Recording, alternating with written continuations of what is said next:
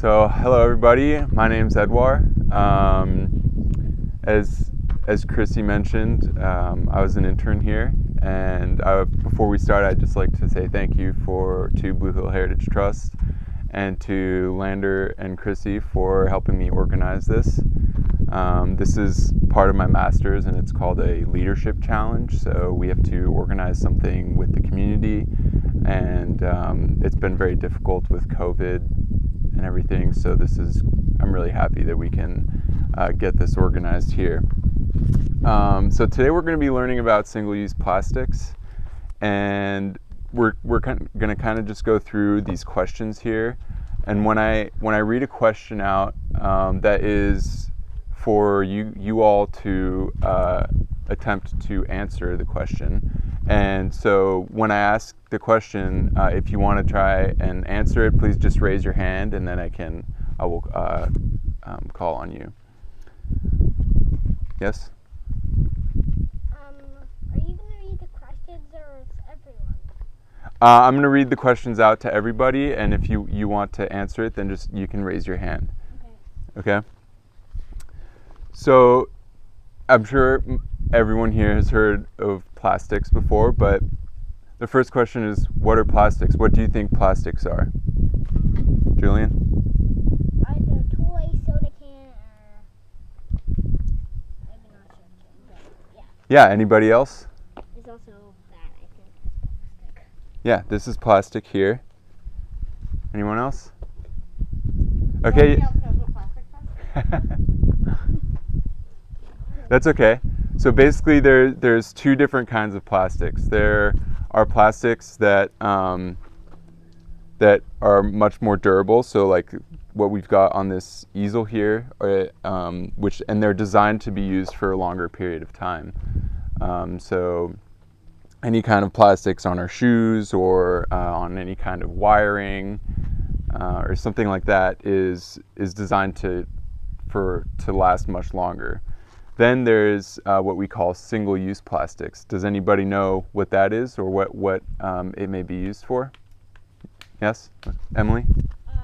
Single-use plastics are plastics that can only be used, well, in theory, once. They could be like plastic bags, soda bottles, grocery bags, and stuff like that. Yeah, that's correct. So single-use plastics are designed for people to use only one time and then to throw out, even though they will last much longer. So as you said, some examples are plastic water bottles, like regular water bottles. I don't think any of us have brought those out, but yes, Peter? Are cups plastic? I'm sorry, what was that? Are plastic cups plastic? Yeah, those would be considered single-use plastics. So you use it one time and then you throw it in the trash. We just had ice cream in the car, which is Okay. Sorry. Yeah, so any kind of plastic cup that you get for ice cream, or any kind of plastic cutlery that you would use, fork, spoon, knife. Yes, Peter?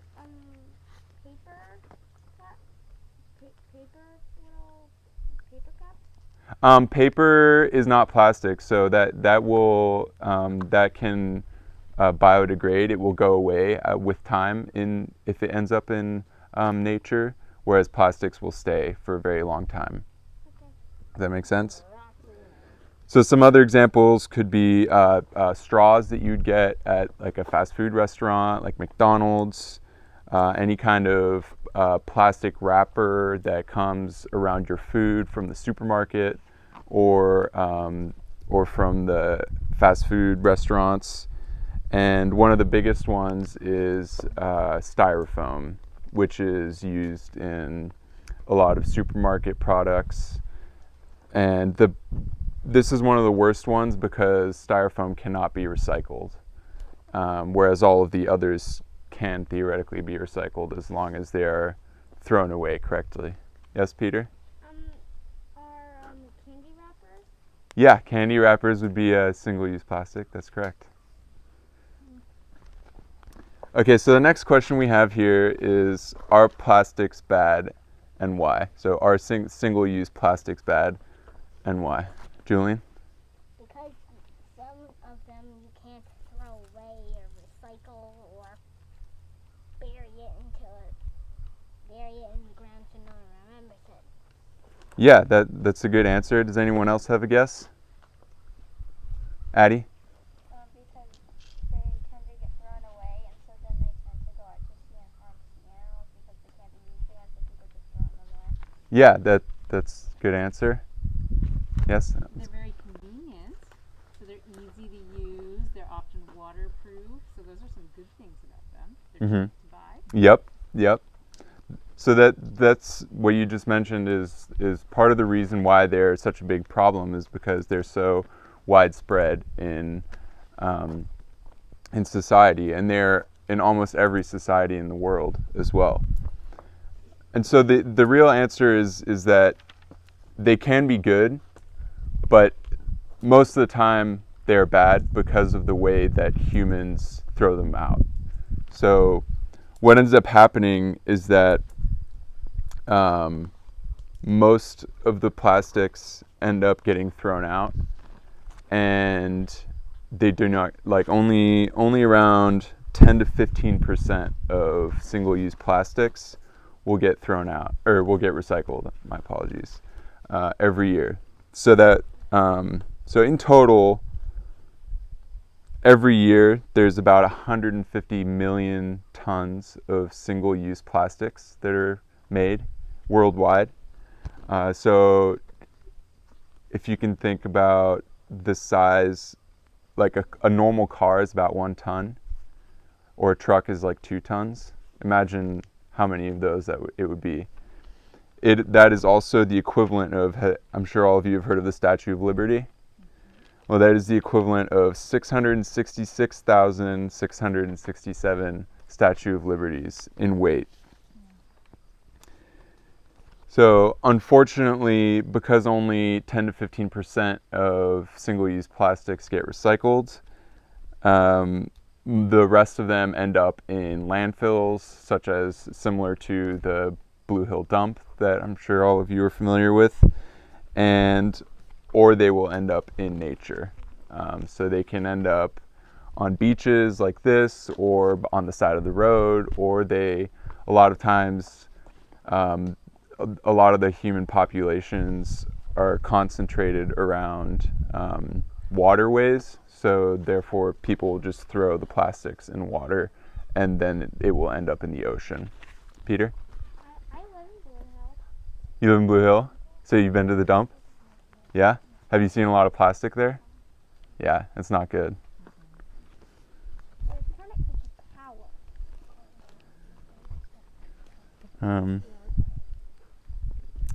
So yeah, so one of the really bad things with plastics that end up in the ocean is that a lot of the animals will end up mistaking the plastic for food. So a lot of like sea turtles or sea lions will eat the plastic.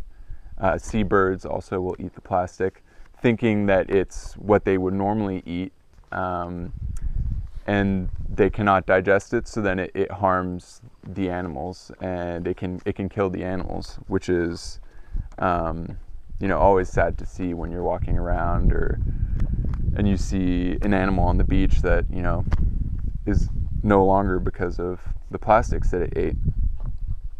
Peter? I saw a seal on the beach. That's exactly what I was going to say. Did it eat plastic? No, I don't know. It had a hose head and it's coming out of its body. Okay.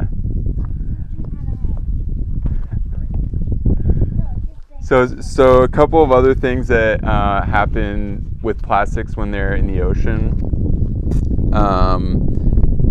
Well, first off, many single-use plastics contain bad chemicals that are bad for the environment. They're bad for animals, and they're bad for humans.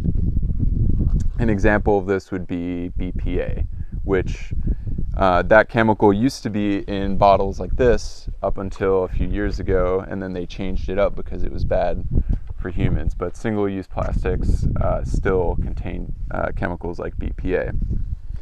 Another negative part about plastics being in the ocean is that eventually the plastics break down into tiny little pieces called microplastics. These are, basically, like, they're not quite microscopic, but they're tiny, tiny little pieces of plastic that a lot of animals end up eating without even trying to eat the plastics. So it will enter their body, and then all of these harmful chemicals will end up inside their body as they digest it. And then what will eventually happen is that humans will catch some of these animals and eat the fish, and then those chemicals end up in our bodies. So it goes all the way around, and it can really affect us too in the end, which is unfortunate, but it is the truth, and it's happening more and more. Additionally, there's also in every major ocean, so there's the Atlantic Ocean, the Pacific Ocean, and the Indian Ocean are the three major oceans. There are what's called garbage patches. So this is where a lot of the plastics and garbage that has been or ended up in the ocean, it will accumulate. So it will get stuck together and create like a big garbage island.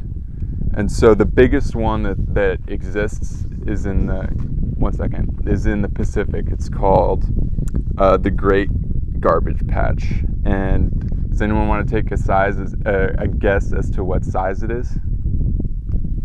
Julian? As big as the rock we're all sitting on. Nope.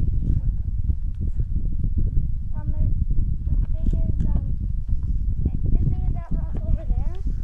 Nope. It's the size of the state of Texas. Wow. You guys know that? What's Texas? So you guys had a question? Houston Astros hats on. Oh, was that what you guys were gonna say? Okay. Sorry to steal your thunder. Texas country. Big state. Can you give us some perspective on how big Texas is? So in comparison to Maine, I'm not exactly sure how many times bigger than Maine it is, but What's bigger than Maine? Yes. yeah, the garbage patch is bigger than Maine. It's like probably 3 or 4 times bigger than Maine. Yeah. Yep. And it's in the middle of the ocean. Isn't that crazy? Think about how long it takes to drive across the state of Maine, and then how long it would take to drive across that garbage patch. It would take you like probably 20 hours to drive across it. Yeah, it's huge. That's almost a day. Yeah. And most of it's plastic. So imagine what it's doing to all the animals. So now we're gonna go. Especially in the shade, it's probably hard to see. Yeah, there are some efforts to help clean it up. It's very difficult because humans can only go so far, or we can go all the way across the ocean, but we don't have as much influence in the water because that's not where we're supposed to exist. But there have been some really strong efforts to clean up, especially the garbage patches. I forget the name of a guy, but he invented this technology that basically it's like a giant net that goes between boats, and they can kind of pull it in, and the net will catch plastics, and then they can take the plastics on board the boat and then bring the boat to the shore. Why?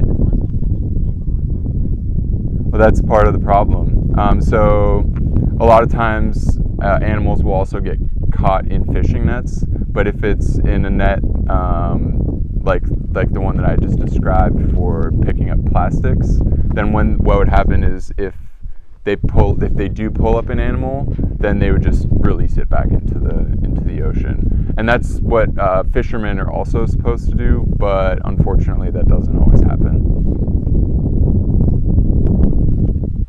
Peter?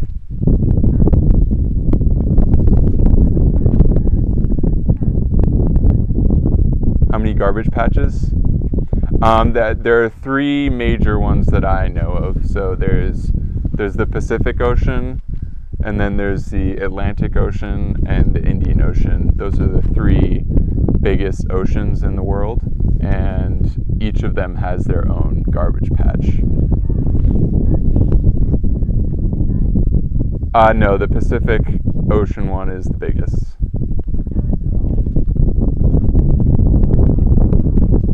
What was that?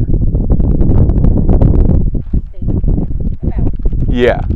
I'm not sure. I'm not as familiar with the size of the garbage patch in the other two oceans, but they're still very big.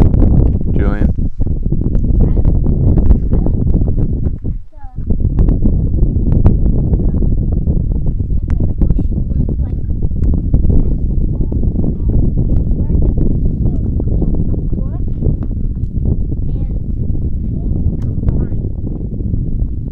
Yeah, it's you mean the garbage patch in the Pacific Ocean? Yeah. Or the ocean itself?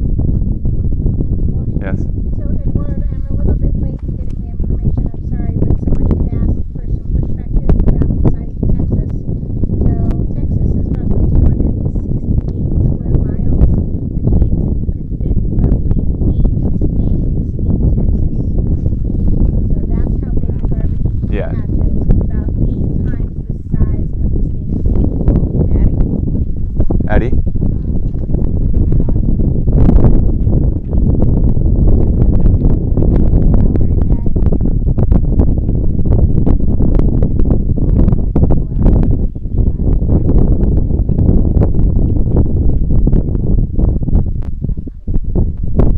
Yeah, so there's all kinds of efforts for people to go out and pick up the plastics that are out in the ocean.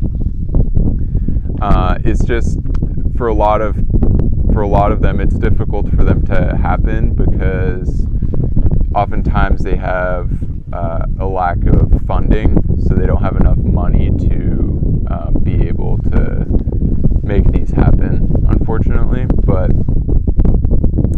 as time goes by, I think that there's a better chance of these things happening. So now we're gonna flip this over. We're gonna talk about what are just some things that we can do to help fight against this the plastics. So has anybody seen this sign before? Yes, there is The garbage sign?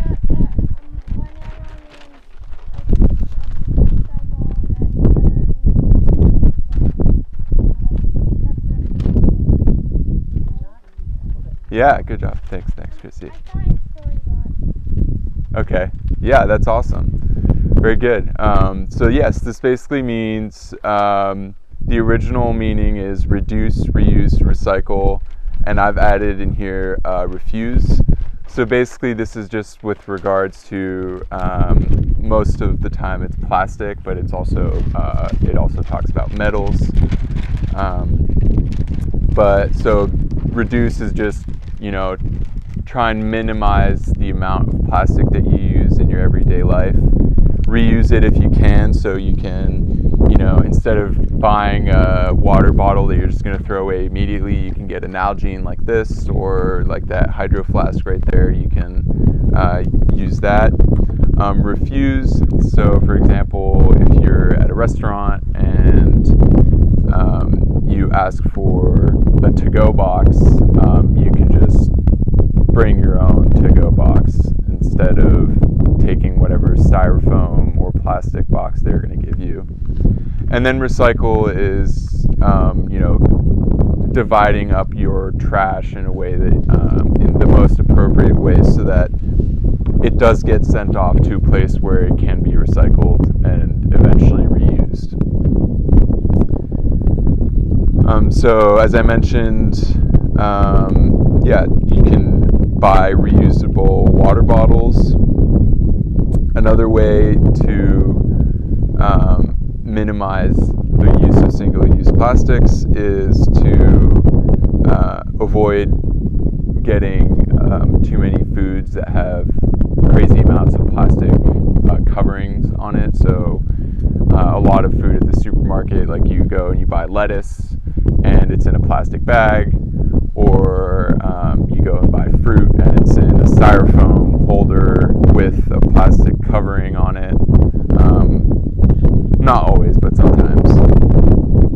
And you can also buy food in bulk. So does everyone know what bulk buying is, Emily? Bulk buying is like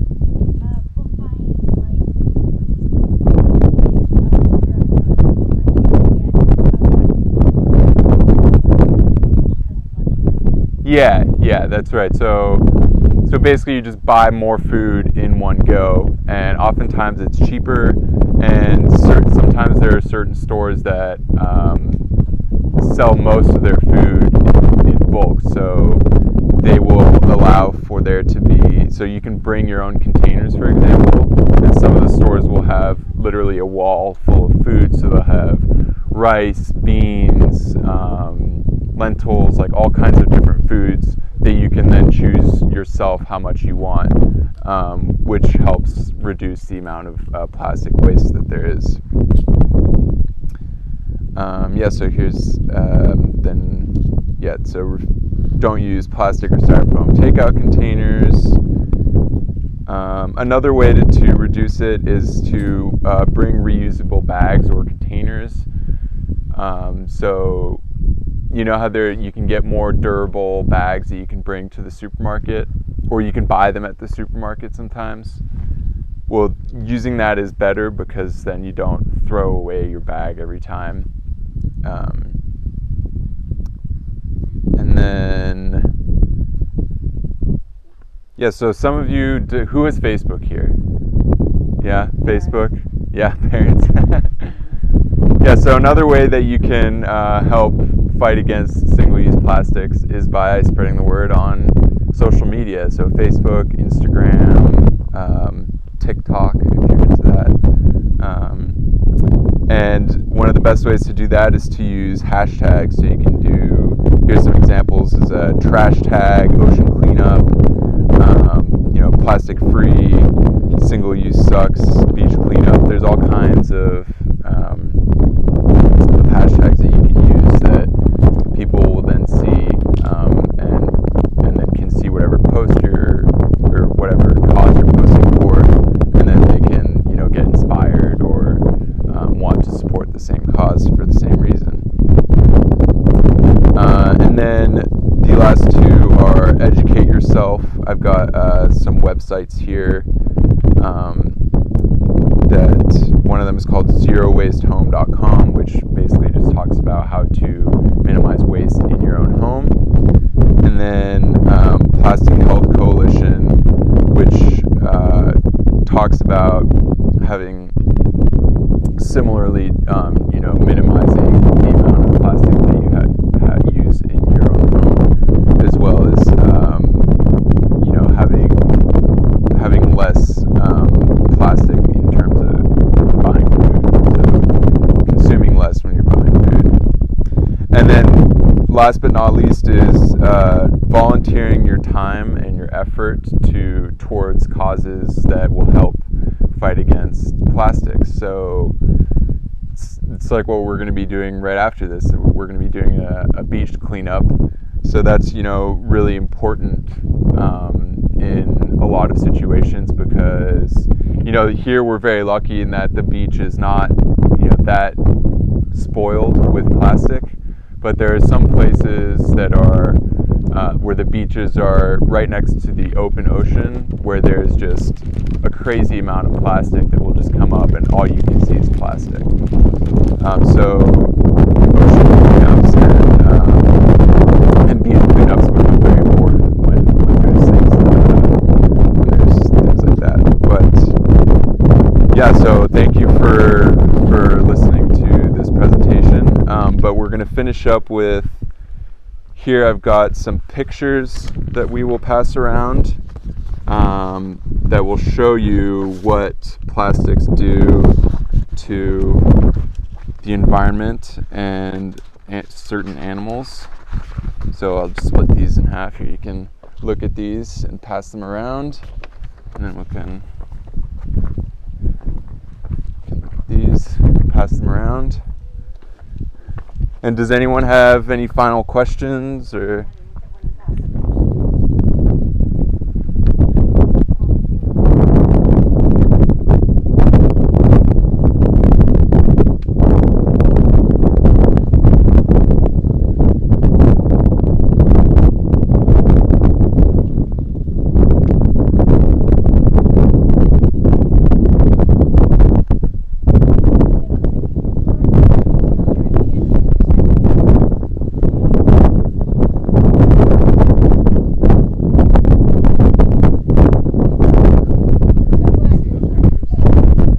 Yeah, that's kind of what I was talking about. We also have, for another class of mine, I had to design I can grab one of these. We called it a sea turtle conservation toolkit.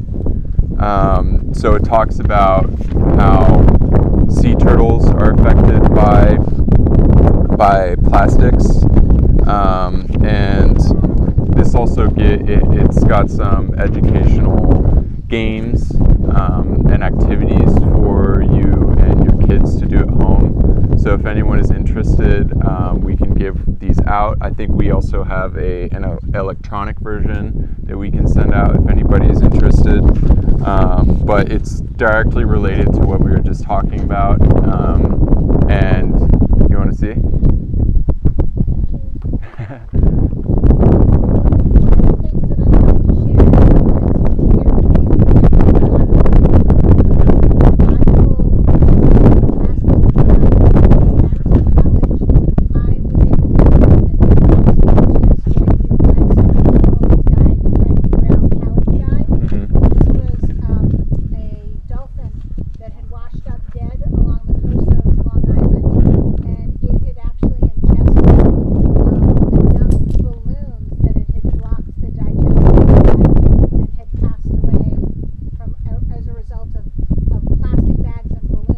Yep. So that's one of the reasons why, for instance, a lot of places now, don't have. It used to be when I was little, and possibly when Chrissy was little, they used to have these events where they'd let all these balloons go because it looked beautiful and they float off into the sky and go who knows where. Well, it turns out that who knows where was oftentimes the ocean, and they would get eaten by animals.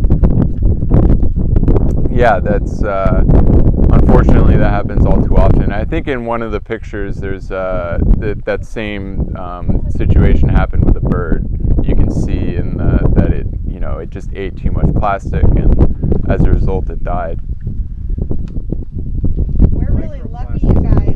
For like whales and stuff too, right? Because it breaks down to the point where just when they go to feed on krill or whatever, they also take so much microplastic. Yeah, yeah, and then so.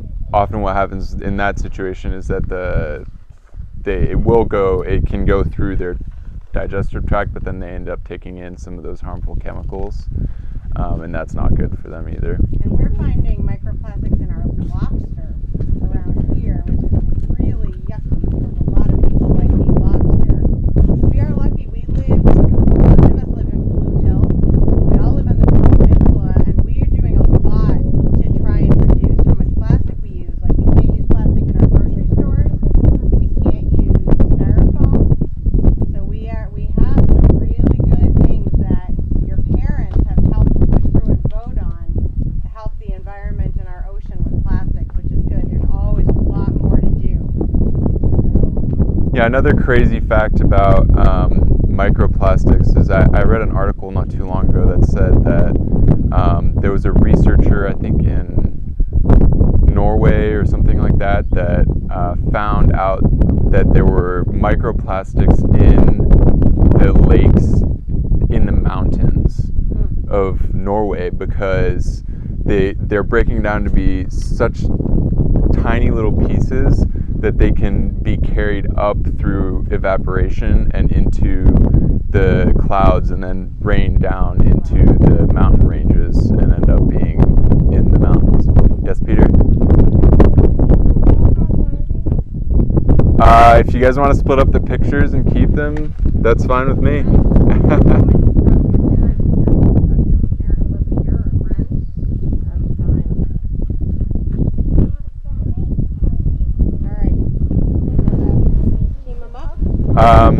Yeah. do 5 teams of Yeah. 2.